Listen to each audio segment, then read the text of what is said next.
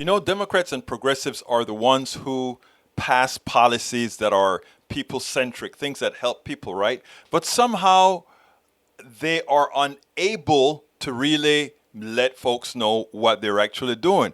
Well, yesterday I heard on the show with Ali Velshi, a mayor, Cincinnati Mayor John Cranley, who did a perfect job of not only explaining what an infrastructure bill means to him, who's providing an infrastructure bill, but also stating that, you know, those who complain or attack Democrats for things like defund the police or not doing the right things are generally the ones that are failing. Listen to this Cincinnati mayor, and then we'll take it on the other side.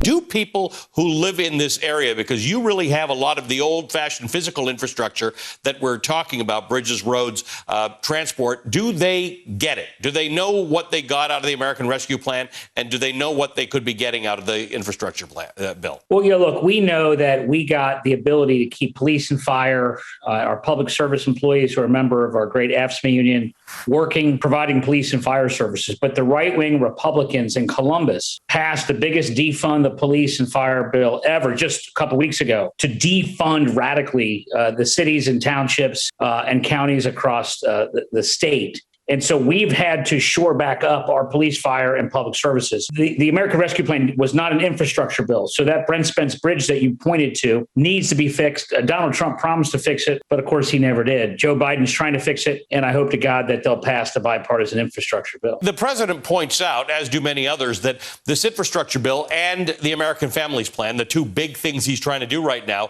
are overwhelmingly popular amongst Americans, even amongst Republicans out there. It just doesn't seem to have that degree of support in Congress. How are people out there feeling about that? Obviously, they think about that bridge. I guess that's where, as we say, the rubber hits the road, right? The infrastructure that you experience is the one that you want fixed. Look, Donald Trump had a press conference in front of that bridge and promised to fix it. Did never even try. Joe Biden and our two senators, a Democrat, the great Sherrod Brown, and Republican Rob Portman, have been architects of this infrastructure plan. Thank God, with Joe Biden's leadership and vision, I'm hopeful that we will, in fact, get this done and fix this bridge, which should have been fixed a long time ago. You know, it's Joe Biden who's getting us out of expensive foreign wars and is proposing to spend money in middle America on bridges like the Brent Spence Bridge and high-speed broadband internet and clean water initiatives, replacing lead pipes. This is what America needs. This is what Ohio needs. And the Republicans in Ohio have defunded the police and fire. And I mean that literally. And they didn't do anything to meaningfully get high-speed broadband internet during remote economy, remote education. And thank God Joe Biden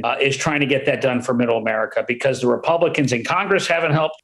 And of course, Republicans who have run our state for almost 30 years have failed to lead on these critical infrastructure issues. This is an important conversation for people in Ohio. It's also important because Ohio is a state that votes Republican, it votes Democratic. A lot of these dollars are going into Republican areas. In the end, there is overwhelming support for the things you're talking about. Just like FDR electrified the South with the TVA, we need high-speed broadband Wi-Fi, not just for inner city kids in Cincinnati who go to McDonald's to do their homework to get access to Wi-Fi. But I know farmers throughout Ohio who need it so their tractor equipment that they have their life savings into will work to provide the analysis of how much fertilizer to use and save money, but also prevent the runoffs that create algae blooms in our waterways. We need lead pipes to be replaced in all of our country, especially in the Midwest, where we have systems that are 100 years old. And by the way, these are all good American jobs. And I'm so glad, it's so refreshing to have a president who doesn't just have a press conference like Donald Trump did in front of that bridge, but is actually proposing and working across the aisle to get this done.